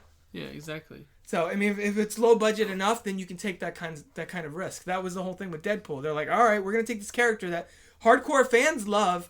But, like, your mom and dad don't know who the fuck this is. We're going to take this character. We're going to put them in an R-rated movie where they're talking about dick jokes and, like, all kinds of weird sexual humor and, like, limbs flying off and heads exploding and shit. Uh-huh. And an R-rated movie, and throw that out there in February when there's not that much going on and see what happens. And look what happened. They took that risk and it paid off big. So Cloverfield could be a smaller version of that. So I'm excited about that. Looking on this year. Yeah. Oh, we're gonna go through all the superhero movies now? No. Looking at this year, I think that this is gonna be a big year for nostalgia. Maybe this. Well, I've done a couple features. Nostalgia. I've done a couple features for Cheat Sheet about cheatsheet.com for all the long-awaited sequels coming out. Yeah. So that's one for thing. Nostalgia. For superhero movies and for horror movies. There are a lot of horror movies coming out this year. Other than The Conjuring 2, which we know that's going to do well. I guess. Okay. I mean, you can count The Witch in this, even though... You don't want to. I don't want to, yeah. I keep hearing about... Are you a fan of the Purge movies? Have you seen them? I haven't seen any. I heard really good things about the last one. I heard the last one is actually more entertaining than the first one. Yeah. The first one I did see. The second one I'm going to see. The third one I'm going to see as well. That guy from Winter Soldier is in the second one. The one that plays Crossbones, yeah. Yeah, Frank Grillo is in it. Yeah. And he's coming back for the third Purge movie, too. Oh, okay. So I guess he's becoming like the leading man type for that franchise. People, yeah. But so yeah, that's happening. Rings, yes, and then there's like a whole bunch of other movies that I've heard that are like smaller, but that are coming out as well. Such as, you have any names? No, that are smaller that I don't know. I've heard of them. I just don't know what they are. So I think that horror movies is gonna be a big thing as well. There's a lot of them. Could be. We have another Amityville movie coming out. Another Amityville horror. Amityville There was another Paranormal Activity coming as well. No, I don't think there is. They're done now. They're taking a break.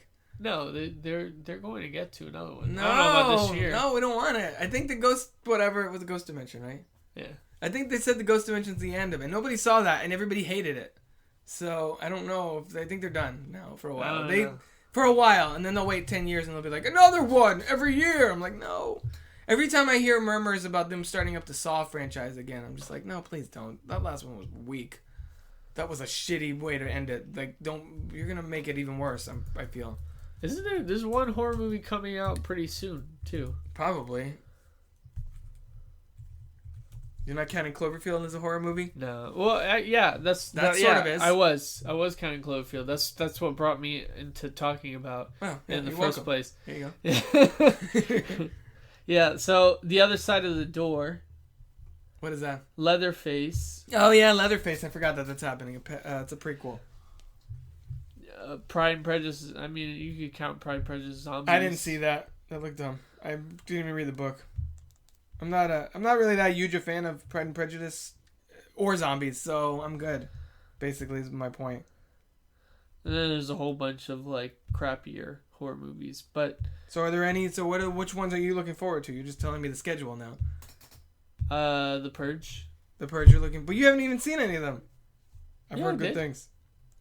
I watched the first one. Oh, the first, but you didn't see the sequel. Yeah, I know. I want to see the sequel. I've heard really good things about that one. I know what happens in it. So. Okay. The Conjuring 2. I like The Conjuring 1. I liked Insidious better, but I like Conjuring also. Rings, like you said. And do you think that's going to be successful? It hasn't been. It's been like 11 years since the last The Ring movie. I don't know. Kind of go hitter. It can kind of go either way. It depends on the trailer.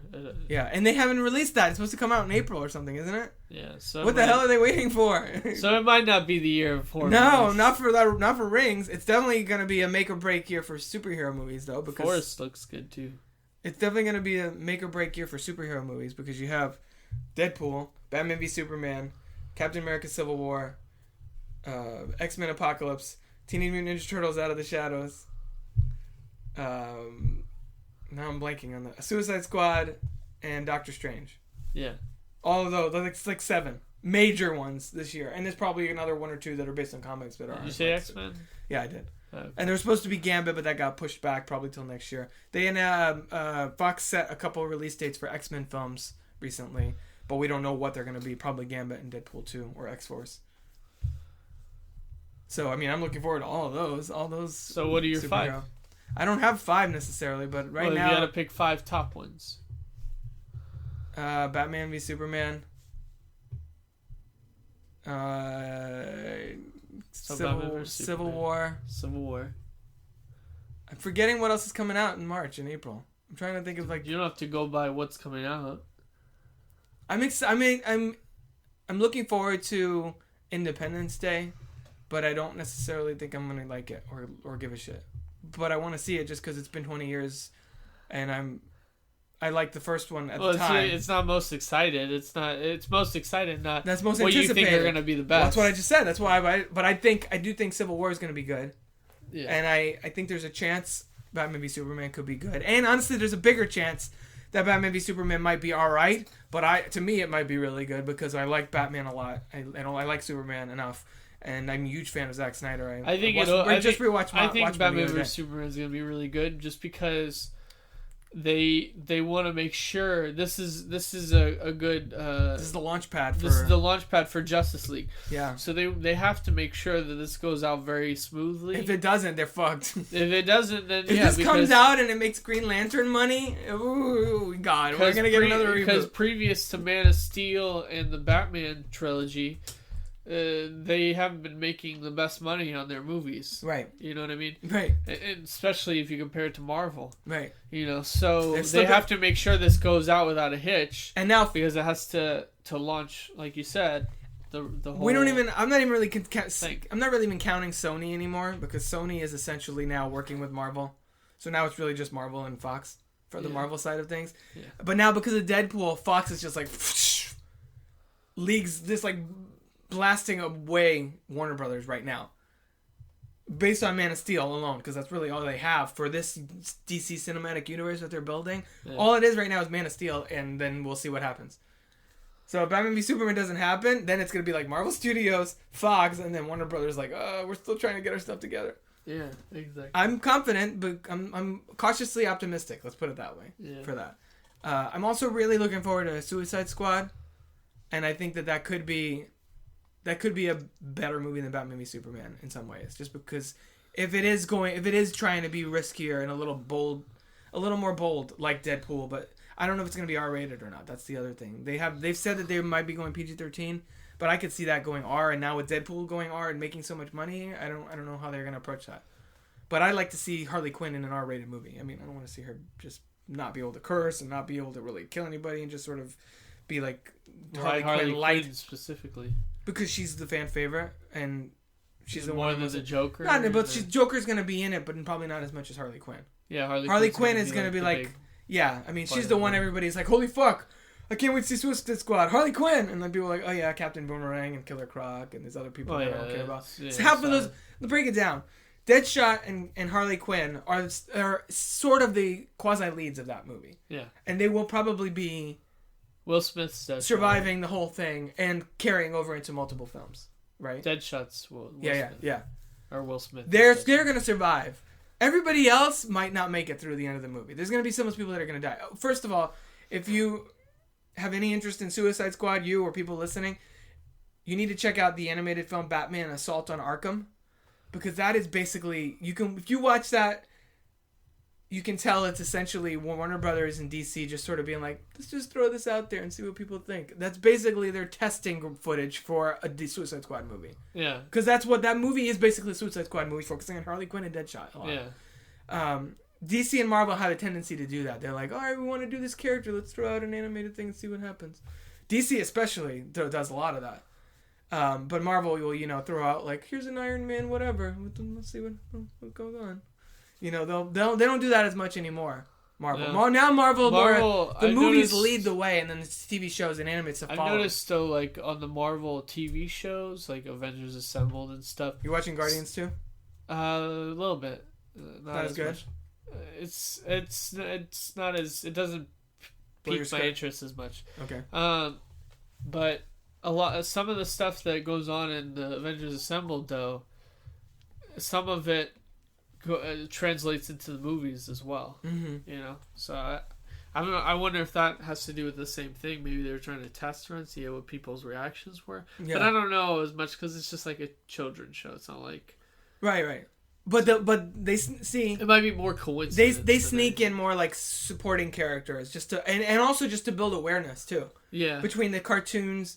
Or like the mobile games, like that Marvel, what is it, Conquest of Champions or whatever that one is that you were playing. I don't know if you still play that, but that one, they're totally just throwing in random characters, so people are like, who the hell is that? And then when that person comes up in a movie, they're like, holy fuck, Groot is in this or whatever. You know what I mean? Yeah.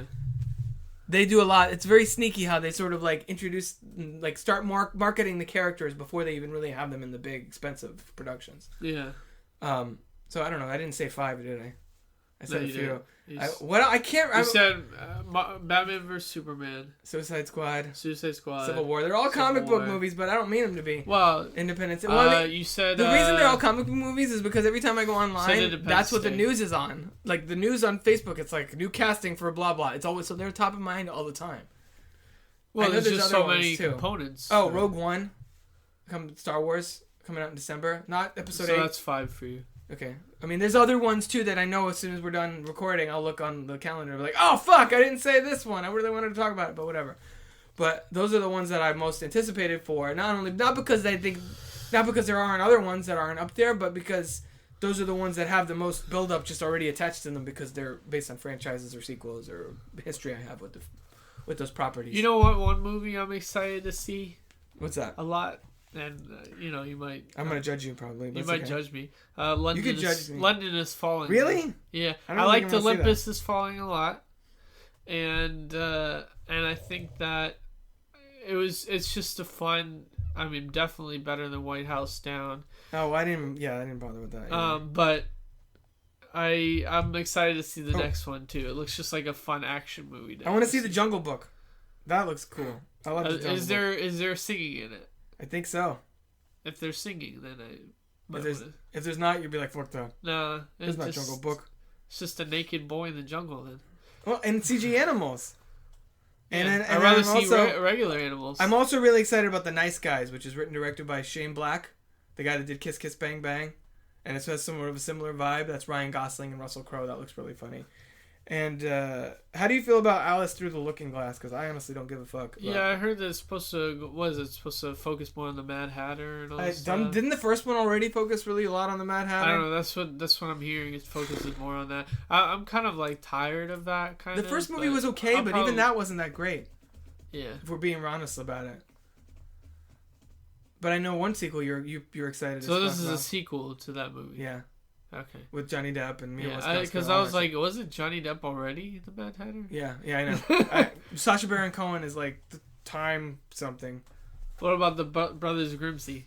I don't know how I feel about Grimsby. that. I don't know how I feel about that. I haven't seen a trailer. I like Mark Strong. They showed one video in the Jimmy Kimmel Theater that was like apparently too bad, like too like disgusting or whatever to show on like TV, but they showed the audience's reaction. And apparently they were like, Jimmy Kimmel said it was like the most ridiculous, like weird thing that he's seen ever. Oh wow! But like funny, funny weird though. I like Mark Strong. He needs more movie roles, in leading roles. Is Neighbors 2 coming out this year? Yes, it is. May. I just saw it on my IMDb that I was looking at. Yeah. But I know one sequel that you're excited about. I know there were a few comedies that were coming out. Have you seen the trailer for this one? What? Now You See Me Too? Yeah. Have you seen the trailer for it? Yeah, I think I did. A long time ago, though. It's okay. It's not, I like the first one all right, but you love the first one. And the trailer at the end has a great moment at the end that I thought was really cool. There's who's the actor that they put in it? There's a new actor that's added. Who's Daniel Radcliffe. And then there's that moment at the end of the trailer. I saw the trailer so long ago. Oh, they all come in, and he's there, and he's like, "Oh, hey there," and he's like trying to like do magic and like looking like an idiot, which is hilarious because fucking Harry Potter. Yeah, that was great casting, and that's so cool that they saved him for like that like Nick Fury at the end of Iron Man type moment at the end of the trailer. I was like, "Oh, nice, good job, I love it." So, and they actually put Lizzie Kaplan in there. I guess Isla Fisher is not coming back. So Lizzie Kaplan is like the token lady in the Four Horsemen now, I guess. Okay. So I'm not... I like the first one all right. I didn't love it like you did. But I'm curious to see the sequel and what they do with it. I mean, I like all those actors, so... When is Zombieland 2 going to come out, man? I don't know. Possibly never. Possibly I heard never. It's... the guys that wrote Deadpool were the guys that wrote Zombieland. Yeah, I know. And they said on a podcast that it's still in development. And then Jesse Eisenberg recently was asked about it, and he's like, "I'm still game for it. I mean, we'll see what happens." Because I think they might have put that on hold because schedules were not working on outright. Because Woody Harrelson was doing Hunger Games every 2 minutes, and Jesse Eisenberg was doing 20,000 things. And then they were trying to do they did a pilot for Amazon of the Zombieland show. Yeah. And that didn't go anywhere. So maybe now that didn't happen, now the writers can try and make that happen again. It's just a matter of getting that cast, the two writers, and I think that same director wants to come back for it too, and getting all those people back together. Because I love that. That's probably one of my favorite comedies in the last 10 years. Yeah. And one of the Blu-rays that I have that I've seen the most, probably. So anytime they release it, whether it's like next year or 5 years from now, 10 years from now, I'm totally down for that. And pretty much I'm a stone in anything though. Too, yeah. So. Yeah. Alright, so mine will probably be, I'd say London is Falling, just because it's coming out next week. I said Zootopia just as a random... Oh, no, it's coming out this week, isn't it? Friday. Yeah.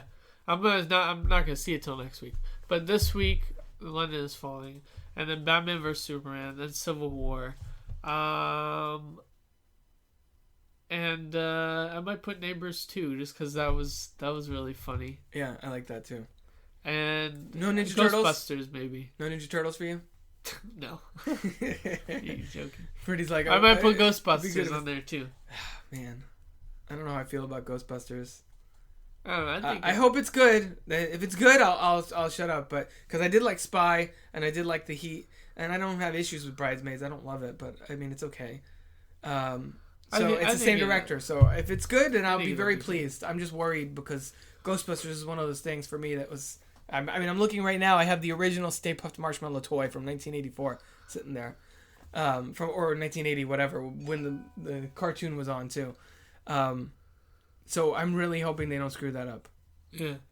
But and what annoys me, that's a reboot and not like a sequel. Like if you wanted to do like they're dusting off the Ghostbusters program because it's been sitting there, nobody's been doing anything with it. Those guys retired like 20 years ago, or something.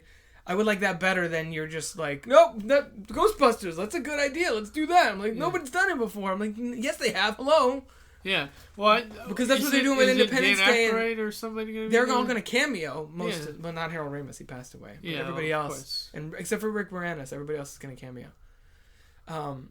But I don't understand why they feel like they have to do it as a reboot when you could do the Independence Day, Mad Max, Creed, Star Wars approach, Jurassic World approach. I think it is. Is it a reboot? I think so. I mean, or is it gonna be like? It gets confusing because the press uses the word reboot just because it's an all new cast, but that doesn't necessarily mean it's a reboot. Yeah, reboot means. I mean, it is a reboot. The previous films right, never existed. Which is why I count stuff like Star Wars: The Force Awakens or Mad Max, not Mad Max Fury Road as much, or Creed, as sort of quasi reboots because they are focusing on new characters. But it's still, Rocky's still there. Han Solo's still there. Those events in Jurassic World, like those events mattered. They happened. Yeah. We're acknowledging that they happened. We referenced John Hammond. They're not just wiping the slate. Yeah, it's not just like we're starting fresh. Yeah, exactly. Jurassic World did a pretty good job of that and being like, 20 years ago and this crazy shit happened and then all that, whatever. Yeah. So I'm hoping that all the reports I'm hearing about it as a reboot are wrong and they'll like make reference to, Peter Venkman and Egon and all these people did this thing a long time ago. Why don't we bring that back now? That would be cool. Sort of like the 21 Jump Street thing. Or maybe there wasn't any need to do it till now. There wasn't no need to set up a whole ghost program till now. Right. If they're smart, they'll do the 21 Jump Street thing and be like, Jump Street, that's program failed years ago, but the department's all about dusting off things and bringing it back. It's like it's like quasi like the studio head type deal. Yeah. That was brilliant. And that the way that movie approached reboots and then approached sequels was so perfect that it's. I would love for Ghostbusters sort of like how they borrow were like a little bit of that. Building a street that was like 22. Yeah, 22 Jump Street right across the street. Yeah, that was great. And if rumors are correct, they're gonna use that. The Jump Street franchise is gonna. They're still planning on mashing that together with Men in Black, and sort of making fun of the whole shared universe thing. By it being ridiculous, by having Channing Tatum and Jonah Hill fight aliens and shit, which that would be amazing. So, anything else? Any final thoughts on any of that? No. I think we're about to wrap it up. We've already gone way over. Yeah. So we'll come back for our encore segment. Okay. All right. Yeah, we'll come back for our encore segment. You can follow me, Rob, you can follow me, Rob, on Twitter at Crooked Table. And you can follow me at Freddy_Yaniz, YANIZ. Of course, you can find Crooked Table on Facebook or on Tumblr, like I said, for some reason. No offense to my Tumblr peeps. Love you guys. So you can find videos, podcasts, reviews, all kinds of stuff at crookedtable.com. Let us know what you think, what you want to hear us talk about. Watch the YouTube videos as well. Yeah, I just said Check those out. Or subscribe to us on YouTube. As much. Subscribe to us on YouTube. Subscribe to the podcast on iTunes. And we'll catch you guys next time. Roll credits. Hey, that's my line. Roll credits. You didn't say it.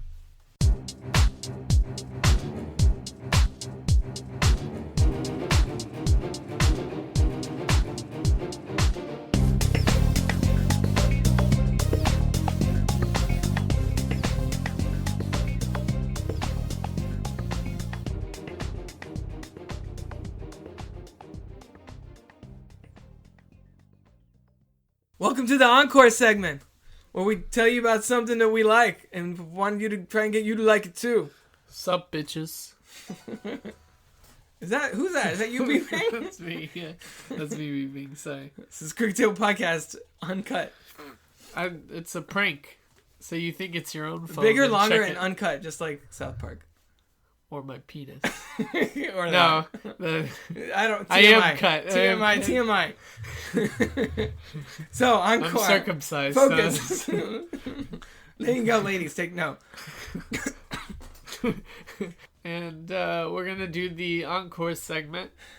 So, what do you want to go first? Yeah, I'll go first.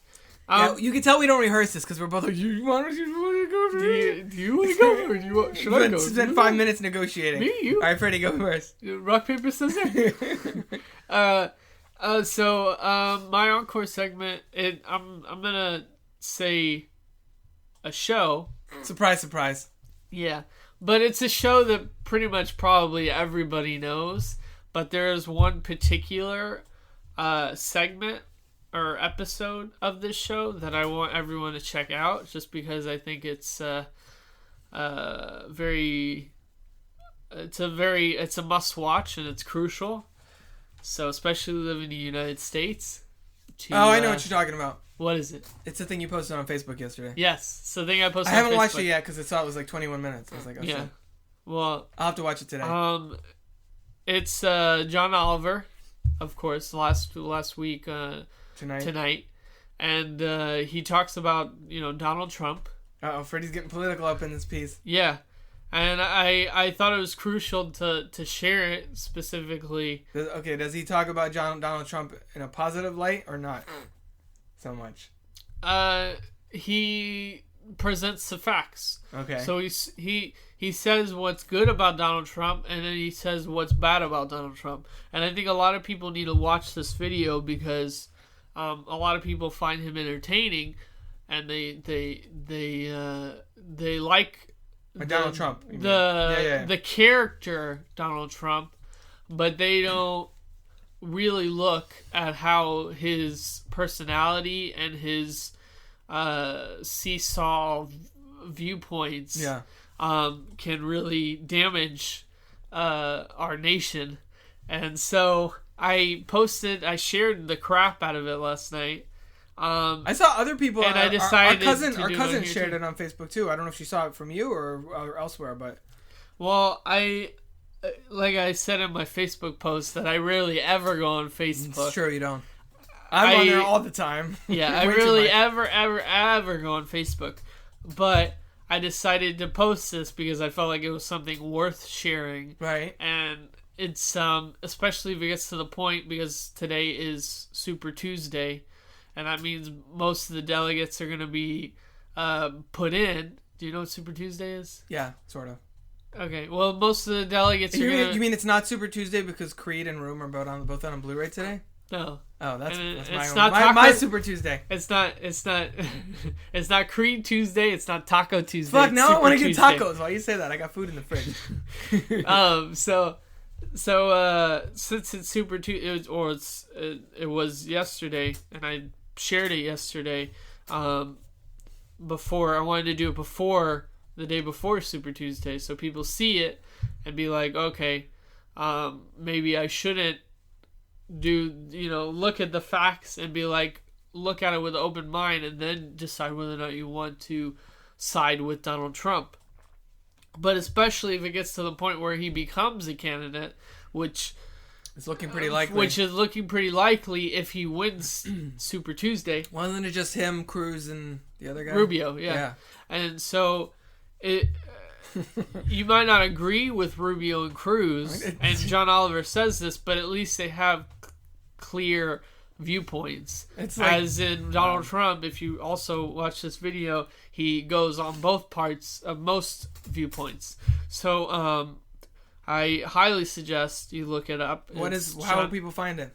You find it on YouTube. What's the name of the video? John Oliver. You can look up, if you look up Oliver. If you look up Oliver and Trump, it'll probably be the first thing that comes up. It's like 21 Trump minutes long, and he I mean, like any other parts of his show, he makes it entertaining, right? But he presents the facts. Didn't he used to be a correspondent on Daily Show or yes. Colbert or one of those?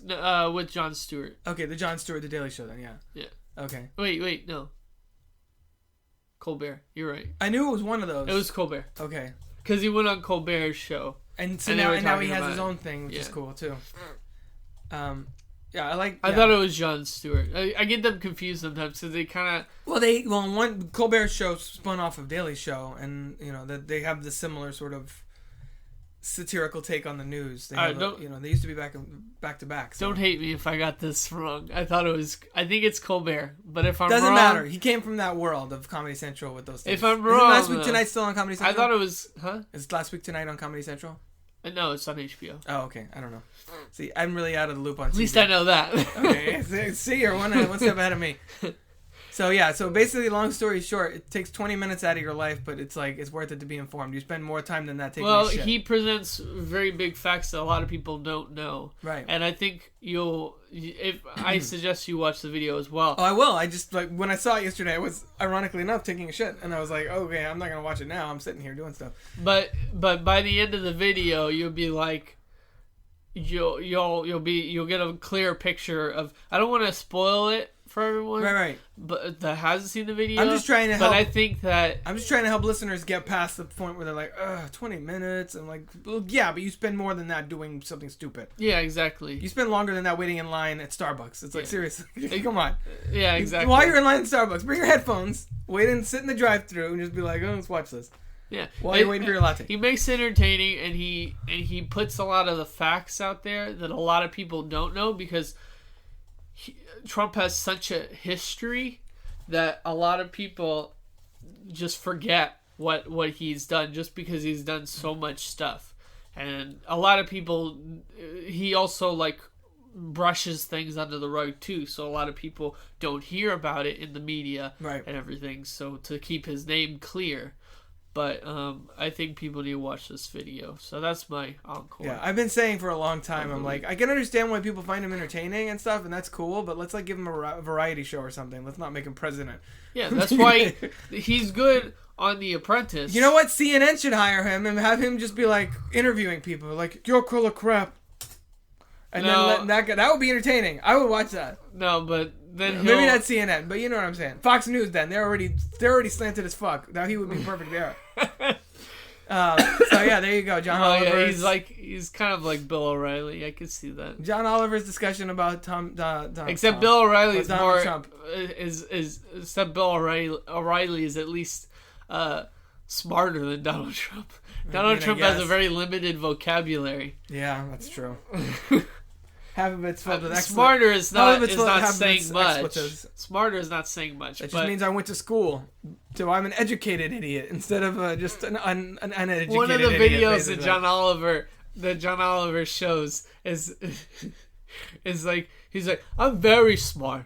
I know a lot of smart words. But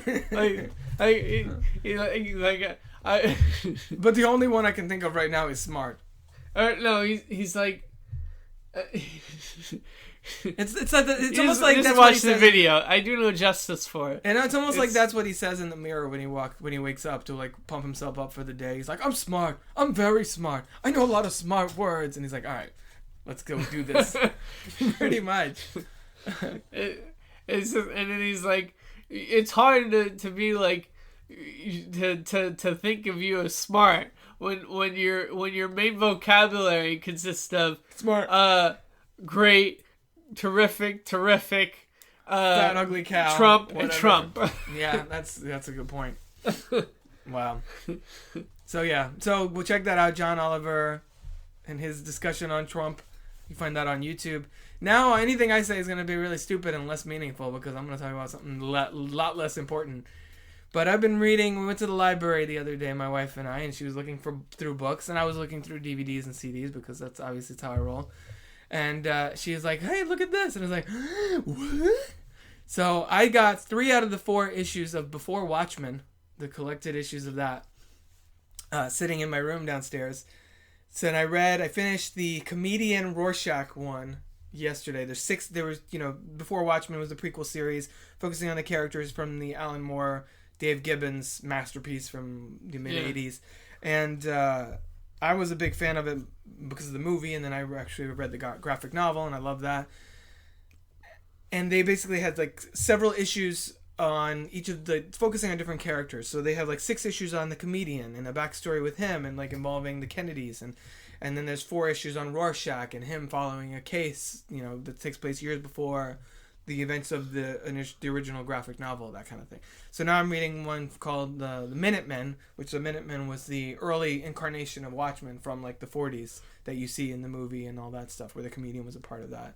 I think I've heard of the Minutemen. Yeah. Well, they were the original team, where it's like the original Silk Spectre, the original Night Owl, Hooded Justice, and were they dressed? Are they dressed up as like in sort of like a Confederate uniform? Not Confederate. I mean, that's a different thing. You're maybe talking about the Minutemen, like the historical Minutemen. No, but there's like in comic.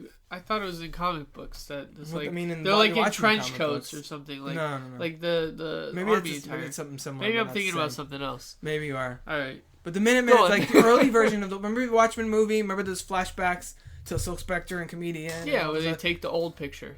Yeah, that's the Minutemen. So now I'm reading about there's like I think 4 or 6 issues, whatever, focusing on the Minutemen. So now I'm reading that limited series. So they have 4 different books collecting, 2 limited runs in that Before Watchmen set. So I did the comedian Rorschach one. Now I'm on Minutemen, Silk Spectre, and then there's like Ozymandias and whatever. Does it end on how, like the lesbian deaths and all that stuff? I don't know. I haven't finished that. The Minutemen one I just started last night. Oh, okay. And I read the comedian and Rorschach already. So it's really interesting. They're not perfect, and they're not nearly as good as the original graphic novel. If anybody that gives a shit about superheroes at all should at least see the movie and probably read the book, because it's considered the greatest graphic novel of all time, and it's really cool in this way the story is told. Yeah. So anybody that has interest in the original Watchmen should definitely check these out, just out of curiosity, just because the characters are so rich, and you get to hang out with them a little bit more and get more stories with them. And I like Rorschach specifically, so anything with Rorschach I find really fascinating. Because he's like Batman, he's like Batman crossed with Punisher, but like even more crazy than both of them. So I would recommend that Before Watchmen. Yeah. So there you go. You got something to watch on YouTube, and you got some comic books to read. Get to work, people. Yeah. Anything else? No, I think that's it. All right, you guys.